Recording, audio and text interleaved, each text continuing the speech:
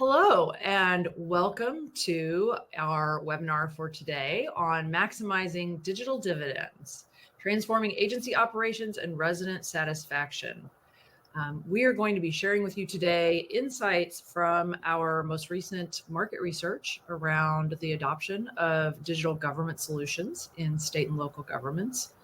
I am absolutely delighted today because instead of just sharing a bunch of charts with you guys, we have two wonderful speakers joining us to give us the real world perspective on some of the data that we're going to be sharing. So it's my pleasure to welcome Nicole Heggie and Sarah Blessing to our webinar today.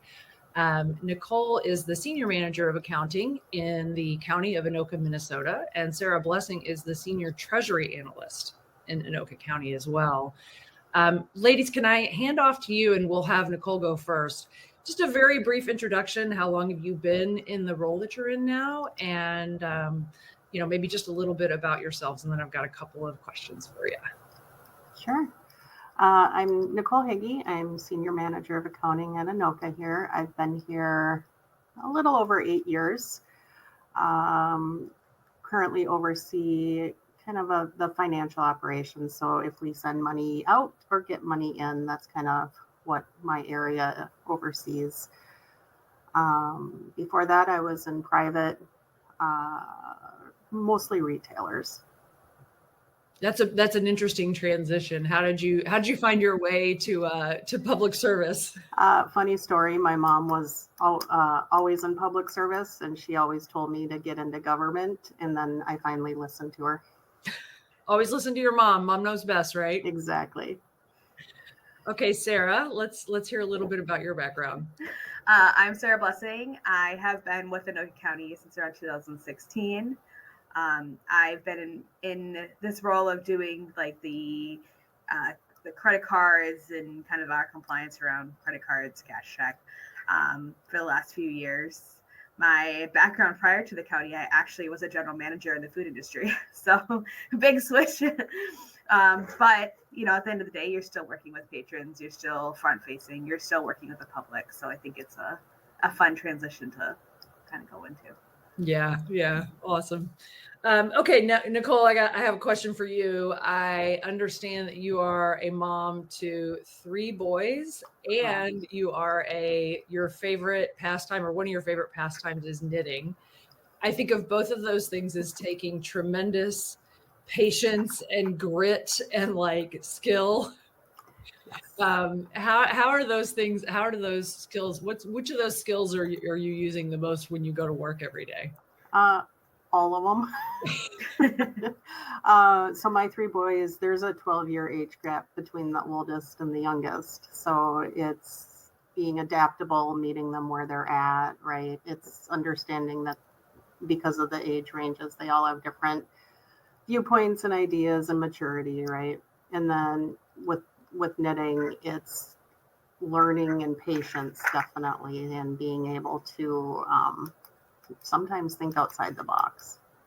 I always think of the stereotype with knitting is you then, if you drop a stitch, you have to unwind things and go back. Just ladder it up. Oh, great. Okay, Sarah, my question for you is, when I was looking at your background on LinkedIn, I saw your headline that says the only constant is change. And I have to assume that you're experiencing plenty of that in your work life, but was curious what inspired you to put that on your LinkedIn profile. And I was inspired for a personal thing or both. I was inspired to put that on there actually because of the, working with lots of different people in the public and within our business units. Everyone's always uncomfortable with change. And I feel like thinking of it as the constant thing that's happening is things are changing, and things can change any minute, any day. Tomorrow you come in, everything's different. And I feel like it makes me more comfortable and to think of it that way instead of that's how we've always done it, and think of it as, no, the only thing that's constant is something's going to change. Right. And it kind of helps you go with the flow a little better, I think. And that's why I put that on there. Yeah. Yeah. It's like if you think of it as a normal part of everyday life, maybe it's a little easier to contend with, right? Right. That's exactly it. I'm like, you know what? It's going to change. It's going to be okay. This is everyday life. Right. Yep. Right. Okay, well, we're going to dive in. The way we're going to do this thing is I'm going to share kind of some of the findings from the survey, but what I really think, people are here to hear about is how you guys are experiencing in the real world some of the kind of trends and dynamics that we uncovered in the study. So before we get underway, I want to just let our audience know two things. We are pre-recording this, but we are still taking questions from the audience, and there's going to be a little time delay because if you submit a question, we're going to get you an answer, but we won't be doing it live. But we strongly encourage questions, and we'll get, we'll catch up with Nicole and Sarah if we need to, or if your questions are about Pay It, we'll be happy to answer those as well. So please do use the little panel on the right side of your screen to ask questions. And then also on the right side of your screen, there are a handful of handouts, a couple of interesting reports, including the one that we're talking about today. And so you should be able to download those also in that right panel. There are tabs at the top for Q&A as well as for handouts. So you can look up there. All right. Well, without further ado, let's dive in. I just want to give a little bit of background about the study before we kind of dive into the findings so that everybody understands kind of how we arrived at these findings. So the Digital Government Adoption Index is a kind of ongoing market research study that Pay It runs. We do 2 studies a year. We do one that asks questions of leaders in state and local government about their perspective on digital government. And then we also do one usually kind of in the middle of the year where we ask end users of government services. So in other words, residents, citizens, patrons, whatever the term folks use for that, what their perspective is on hearing, receiving digital government services or not, and kind of some of the things that their viewpoints on digital government. And so that is what the Adoption Index project is kind of all about. For the study that we are going to be talking about predominantly today, this is kind of a snapshot of the respondents. So it was 600 people, 200 respondents from Canada and 400 from the United States. It was pretty evenly split between folks who are in kind of line of business roles. So roles like Nicole's and Sarah's. And then the other, 60% of the respondents were in kind of those more IT centric roles. So, and then the split was about 50-50 between local, so city and county governments, such as the County of Anoka. And then about half were respondents from state. A couple other snapshots. We are overrepresenting the female population relative to our sample here. We had about 3/4 of our respondents were male. I don't know that necessarily has an impact on the findings, but it was an interesting thing that jumped out at me. The majority of folks who responded to the survey were in kind of executive or supervisory roles rather than being elected officials. But we did get feedback from about 5% of our sample from folks who had been elected into their roles. And then finally, we've got kind of a good mix of, much, much smaller jurisdictions with less than 250,000 folks in them, kind of that middle section, which was that 250 up to about 1 million. And then 1 million or more was about 41% of our respondents. I mentioned it before, but I'll just reiterate it. We do consumer end user research as well every summer. So watch this space for that report to come out kind of in the early autumn of this year. And we are going to do a couple of times during the session today. I'll make mention of some of the findings from that survey last summer as well. So when you hear me talk about resident perspectives on things, that's data that we collected in the summer of 2024. So that is the study. I've got a little bit of a starter question for Nicole and Sarah. And Sarah, I'll ask you to answer this one first. What, in your point of view, tell me a little bit about the challenges or the biggest challenge that has kind of, been on your mind when it comes to managing resident payments. And this is a broad question. It doesn't apply just to digital, but, you got a lot of payments to collect, validate, et cetera.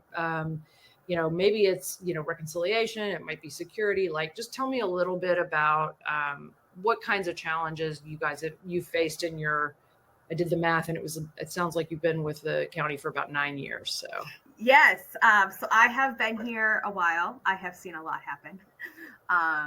One of the big struggles, and I kind of think this goes for governments across the board, is how many payment processors we end up with.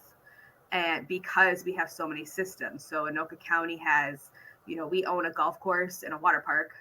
And, that's a different process than what you do with property tax. And so we have so many different areas where there's reporting or money coming in or reconciliation. Where did it come from? What system did it come from? Then you add in 15, 20 logins for finance to log in to find these reports. So it's definitely a large challenge. I will say that PayGov has definitely helped us mitigate that challenge and reduce the number with the ProSite tool. But it definitely is a very large challenge, because if you have 20 areas, you have to log in to find the payments from last week and get them all cash receipted. It's very time consuming, and multiple systems it's going in. So it's a very large challenge. On top of that, our patrons want more, and we haven't always been able to offer more with the way payments come in. For example, Apple Pay. We weren't always able to offer that. So being able to offer that now definitely helps, because patrons are like, come to the 21st century with the rest of us. And governments are not always the best at doing that. Yeah. Nicole, what about your point of view? I agree with what Sarah said, right? Having diverse systems that need their own point of sales, and sometimes they have their preferred processors. That's always been a challenge. But I also think meeting residents where they're at is always a challenge, because we serve a vast age range of constituents, right? And some are eager to jump on the new technology, and some still want to write the check. So it's making sure that we're trying to move forward and still meet the needs of our constituents. Yeah. Let's see what our survey respondents tell us. Oh, I'm seeing a couple of themes here. So, we ask people essentially, what's your top challenge, right? And the data security and compliance, always, every single time we ask this question, anything that involves security always rises to the top. And I think that is, you absolutely have to have it. It is a table stakes thing. Sometimes when we ask survey questions, we'll say, assume security is taken care of. What else is on your mind? Because we know security is always what they're going to pick, right? But, I am also seeing some, similarities here, complex fragmented payment systems. That's another one I think about. When you mentioned 20 different logins, Sarah, it made me think about the fact that, none of those systems have the same standards for passwords, right? That's true. One of them, you have to have a special character. The other one, you can't possibly have a special character, all of that. That in and of itself can be challenging, not to mention all of the other, management hassles that creates as well. And then Nicole, your comment about kind of that, meeting residents where they are. And as, we all sort of gradually shift to doing more and more and more online, how do you also sort of bring folks along, not leave anybody behind, but also really try to drive that channel shift that's going to get you some of those efficiencies, things like that. So it feels like this is one where, the data aligns very well to some of the stuff that you guys have confronted as well. Yeah. When you think about kind of, as you're shifting kind of more of that volume to digital channels, I'm curious about kind of some of the business impacts that you've experienced. We obviously, we hear a ton about resident trust and satisfaction going way up, right? Like, people are asking for this. And, when we do our consumer studies every year, of course, people are just absolutely so happy they could at least just do it online, and they didn't have to go dig out their checkbook, and they didn't have to go and, pay in person or things like that. But above and beyond that, I'm curious about how has it impacted your operations, or your, on the sort of the more business side of of your operations, what are some of the impacts you've seen as digital volume has kind of increased, and displaced some of that check volume or cash volume or, face-to-face interactions or things like that? And Nicole, I'll let you go first on this one if you don't mind. Sure. I think from like the back office viewpoint, it's easier we get a report, we cash receipt it in a batch. We don't have to do, kind of that one by one when you get a check in. We don't have to do an additional process for our desktop depositing, and it just allows us to receipt easier, faster, and then move on with the next thing we have to do. I will say, prior to being on the Pay It platform, it was painful. We had no wins, even if we were digital, but the Pay It platform actually helped us out a lot there because it was a one-stop shop for us versus the 10 or 20 we had before. Yeah. That just sounds so painful. It also, the more systems you have, the more opportunities for error, right? Correct. Sarah, anything you'd add there? I would add with this, switching to digital channels, there are less phone calls to the front end staff. There's less people coming in because now they can pay it online. They don't have to make a special trip up here to pay in person. And, Anoka County is a large surface area. And we have city, more metro, and we have rural. And those rural patrons not having to drive in to pay here because they can do it online. Definitely a big improvement. One business unit we have that had a large impact did not have a digital channel until the beginning of last year, and now 60% of their payments are digital. Oh, wow. So you consider those 60% of people were coming in or calling or, sending a check instead. Now they're paying online and doing it digitally, which I think is a big improvement for the staff because now it's less that they have more time to do their other duties that they might not have had before. Yeah. That's great. Let's see what our survey respondents said. I feel like I'm running an episode of Family Feud. Survey says.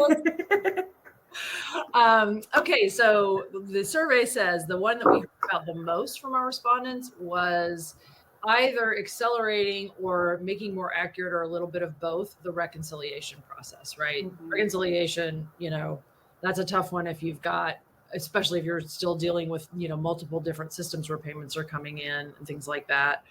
And that, is kind of alluded to in number 2 as well, just getting all of that in one place. So bringing things together in a single solution was kind of the second most frequently cited one. Other ones are freeing up staff time to do other stuff. There's certainly no shortage of other things to go work on and work to be done. And so, any minute saved probably gets reallocated fairly quickly, I would imagine. And then, a handful of other things that we were hearing about, faster time to revenue, reduced delinquency, and then obviously, and you kind of touched on this one a little bit too, reducing the support costs. So all of those calls, inquiries, et cetera, face-to-face interactions, just if people got confused or needed to, kind of have a little bit more had questions or things like that, reducing support, kind of that support volume and the amount of time that you have to spend on that because it's just easier. So not a ton of surprises there. Again, feels like you guys are proving out what the data is telling us. So that's great. I'd love to pivot a little bit and hear about just maybe this is a little bit of a softer one, but how has this transition been for your team? I guess I need to call on somebody, right? Sarah, you go first this time. I will say from our team, there, as changes, there's always that hard, it's hard to change. It's hard to make changes. But once we made the changes and our teams and our departments saw how much it improved the experience, not only for them, but for our patrons, they really got on board. For example, our property tax area, they took in 20 million more last year through the digital platform than they have the previous years before. And the only thing I can attribute that to is the positive impact of what the platform looks like and how easy it is to use and less phone calls. On top of that, our rate of checks that came back, via e-checks, the electronic checks, dropped by more than 50%, which means our property tax team had way less that they had to go back and contact customers, and it freed up way more time for them, made things a lot easier.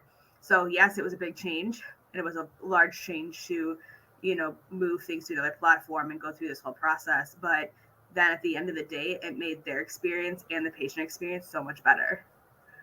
And the other areas, again, that we put it in, we're pushing more this digital platform. And again, it's scary because now it's not tangible. We can't see the person paying with their card. It's a little scary for some. But then, the receipting is better because we are getting those remittance reports every morning. We never had that before.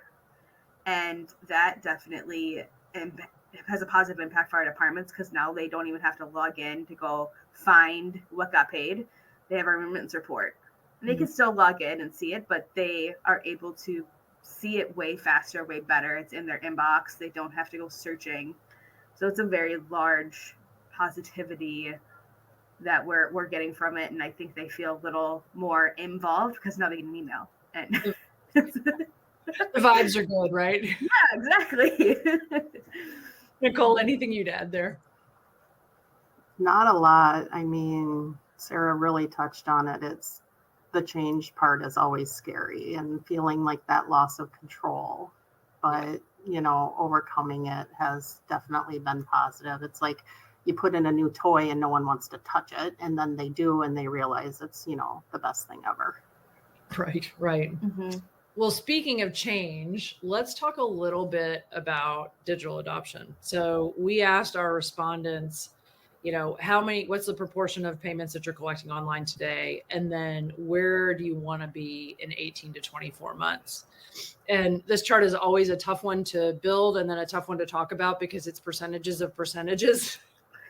But what we, the short version of it is, there are very ambitious goals out there. So right now, only about 3 of every 10 agencies are collecting what we call kind of a high amount of digital payments, which is north of 60%.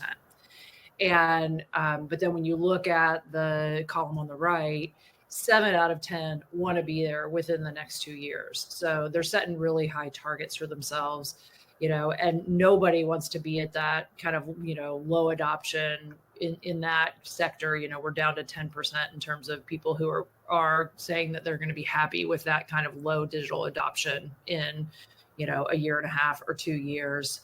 I know you guys have had a fair bit of success. You just mentioned going from 0 to 60% in one of your departments, but I would love to just hear a little bit more about kind of what that journey's been like for you guys.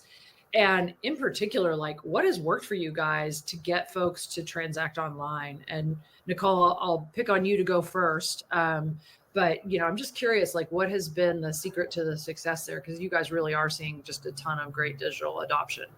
Mm-hmm.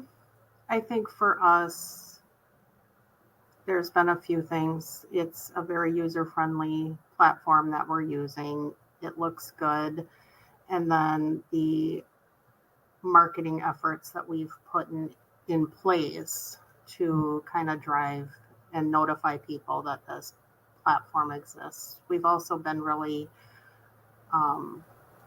what's the word I'm looking for? Thoughtful about where we're placing it on our website and making sure that people can find it easy. Yeah. Sarah, anything you would add there? I think that is the biggest, is making sure the patrons know it's available and making it easy for them to use. And I really like that when they go to PayGov, all of our payment types we take online are there, and it makes it so much easier for them to find what they need to pay. And then once they see it, it looks so nice that I think they're more willing to do it than some of the other platforms we've used where it looks like it was made in the 80s. And Yeah. It's nice to enter the modern age, I suppose. we asked our respondents about this as well, and they kind of said a lot of the same stuff. So, making these things easier to use is a big one. And then, increasing advertising and promotions and just making sure that folks are aware, right? Like I think there's still a little bit of a default expectation that even though you can pay for things online everywhere else in the world, people I think are still sort of like, can I pay this online? Like, do they have a digital thing or whatever? And so, people are always delighted when they find it, but if they can't find it or it's hard to use, that kind of stands in the way. We, in our summer polling last summer, when we talked to consumers, one of the things that we did was we said, next time you need to make a payment, how likely are you to do it online? And there was a small subset of the 1,500 people who responded to that survey who said, no, highly unlikely, or I'm not going to do it. And so we wanted to understand that a little better and asked about why. The kind of leading causes of online hesitancy were in order: security and privacy concerns, the kind of the user experience being bad. We didn't phrase it like that. I think the way the question was phrased was, it's too confusing or difficult to use the platform or to figure out how to pay online. And then the other third of the reasons were kind of a mixed bag of lots of different things. And so we kind of bucketed those together to make it simple here. But I think I'm curious, have you guys heard feedback from residents at all about security concerns, or, kind of wanting to say, hey, like, is this thing, safe for me to do online? Or like, how are you thinking about that? And I know it was shared with me that you guys are really leading from the front in terms of just being advocates for security and compliance. So Sarah, I'll let you tackle this one first, and then see what Nicole has to add. But what's your point of view on maybe the folks who are not transacting online yet? What's going on there?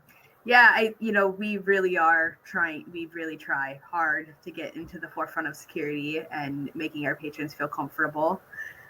I think with being government, we're always going to have those patrons that are uncomfortable with security because we're government.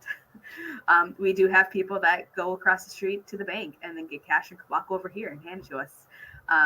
That is, and I think having a more updated platform makes people feel more comfortable, because I feel like they think that the more updated it looks, the more secure it is. Mm-hmm. And maybe that's true, maybe it's not. It might help giving, those more options and having the updated credit card machines and stuff, because now they've seen them other places. They've seen them where they've used them before, and that might make them feel more comfortable. So those different appearance things, just trying our best to make them feel as comfortable as they can. Yeah. Mm-hmm. I feel like, and Nicole, you might have a point of view on this too. Like, the other thing that's tricky is, like, security and compliance are complicated topics. Like, there is sort of that, like, oh, is this okay? Am I okay to do this? But then it's hard, you do all this work that happens in the background around security and compliance, and like, you've done all of the things to protect the platform and make sure that you have the right processes in place and things like that. But it's not the kind of stuff you really want to try to explain to a broad population in a county. Right. And so, like, instead you're stuck with, trust us, it's secure. But, Nicole, any observations there? No, you hit the nail on the head, right? There's so much that's kind of behind the scenes that is never seen. Mm-hmm. And you can do all the work, but one news story, one bad thing, and all of that doubt kind of creeps back into people's heads again. Yeah. Right. It's kind of a constant thing where you have to always be reminding people, I imagine. Yes. Mm-hmm. And I do make myself very available to patrons as well. And the departments know this. So if a patient is really uncomfortable, they will call me and I will go talk to them. And I'll do it in person if they're here on site. And I think that helps, making yourself available. Even though I'm in the back end, I'm not scared of having a department call me and going and talking to the patrons in person of, you are safe, you are secure. I'm Sarah Blessing. You can always call me. So I imagine putting a face with a name, is helpful to kind of reassure some folks, right? Mm-hmm. Yeah. Okay, let's talk about something else that has people maybe got their concerns up on the resident side, which is the topic of the year, artificial intelligence. So we have studied this now for a couple of years. Last year, when we ran the study, we asked people kind of what their outlook on AI was. And so, how are you thinking about it? How are you imagining that it's going to fit into your operations? And generally, the vibes were good, right? People felt like it would have a somewhat to very positive impact by and large. And this is the chart on the left, little donut chart. Very few people said no impact, negative impact, or very negative impact. So we were not terribly surprised. This year, we modified the question and said, what are you guys doing with AI? Because in the time that lapsed between the 2 years of the study, a lot changed. I mean, a lot has changed since we started recording this webinar when it comes to AI, right? So we asked, what are you guys doing, both in terms of front end and in the back office of using AI solutions for resident service delivery and or for back office operations? And so the yellow bar is our reflects respondents who said they had already deployed AI based solutions. The folks in the pink are kind of currently implementing, and then that kind of light blue or light purple color are folks who are actively evaluating solutions. So maybe haven't actually, signed to purchase something or built something and gotten started on launching it, but are really looking at it very closely. Hardly anybody said they had no plans to use AI. And so, we saw this as a pretty big shift, in that, fairly short period of time that lapsed between the two times we ran the survey. It seems like it's really happening. But the interesting thing is, and I'm really looking forward to running our consumer study again. We asked last summer, like, how comfortable are you with this stuff, particularly as it pertains to you receiving, governments providing services to you as a resident. And it was a little bit more split, I would say. There were folks who were very or somewhat comfortable. And then there was a decent cohort of folks who were like, I'm not sure about this yet. This doesn't feel like a great use of the tech, was sort of the takeaway that we had. I think, my expectation is we'll see some change in these numbers going forward. I'm curious, like, are you guys hearing from residents about AI, or are they giving you a call and saying, why aren't you using AI more in your service delivery, or any commentary on that theme? I haven't heard anything yet. I mean, it doesn't mean it's not coming. But... Yeah. Sarah, any observations from you on this? Not yet, but the upside is our patrons are very vocal on what they want. So if they want it, we will hear about it. And I don't know, are you hearing, as I think about you guys interacting with sort of your peers in other jurisdictions or things like that, this has got to be a huge topic of conversation, right? Like, feels like this is something that everybody's confronting in their workplace, regardless of where they work. How about in your kind of peer interactions with other professionals like yourselves? Exactly what you said. Everyone's struggling with how do we use this, being thoughtful about it and making sure that, I mean, there's still so many question marks with AI, right? It's where does it make sense? Yeah. Well, and I think one of you alluded to transparency and data transparency too, and I think that's the piece in our report, one of the ones that's available in the handouts. We've got some kind of words of advice that are like, pilot things first and communicate actively and things like that. So as people are taking on those AI-based projects in their agencies, just some, kind of things to think about. Speaking of advice, this is how I would love to close our time today. You guys are real leaders in this space. I am curious, and Nicole, I'm gonna have you answer first. So start thinking about your words of advice. If you think about peers in other agencies who are thinking about how do I either start doing digital payments or really try to grow that, the proportion of payments and service delivery that's happening online versus in kind of more traditional channels. What advice do you have for them? I think what's made us successful is we really took the time to understand and evaluate where across the county we're taking payments, and partnering with those other departments and making sure that their voice was heard so that we were meeting their customer where they're at. Because the great thing with a digital platform is you have options. Mm-hmm. So by hearing what they need, we're able to give them digitally what they need to take payments in for. Yeah. Sarah, what would you add? I would also add, don't be scared of it. Don't be scared of digital platforms, and share what you've done with other areas, with other departments, so that they can see the success that other departments have had as they've made this. Share the data with them. Share the adoption rate of how many more payments are coming in this way and why that's better. Share with them what the platforms look like and how cool it is. And how much better they can do with it and what they can do with it. And even if it's not something that they're ready to take on in certain ways, if you show them what it's capable of, it gets their gears running and they're like, okay, maybe we can do this. And I think that's a big part of our success is we are very open with our other departments of, hey, you can do this too. Yeah. You can do it. A little encouragement. Yeah. Right? Exactly. Right. Well, that brings us to the end of our prepared things. Do you guys have any parting thoughts before we wrap up? Anything you would want to say in closing? I am just very thankful that we're able to have the options we have now for our patrons and give them what they've been asking for, and be able to keep moving forward to provide the best way we can, all options to take payments. Yeah, for sure. Anything you'd add there, Nicole? I think Sarah said it wonderfully. No, it's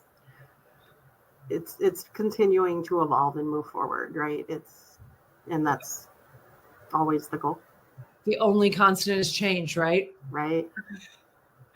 Well, I am very, very thankful to both of you for telling us more about what it's like kind of in the real world. It's easy to get, stuck in our ivory tower with all the data we collect or things like that. So thank you both for being here. Thank you to everyone who has joined us today for the webinar. Don't forget to grab your handouts, and we're very, very thankful to everyone for spending their time with us. And with that, I think we'll call it.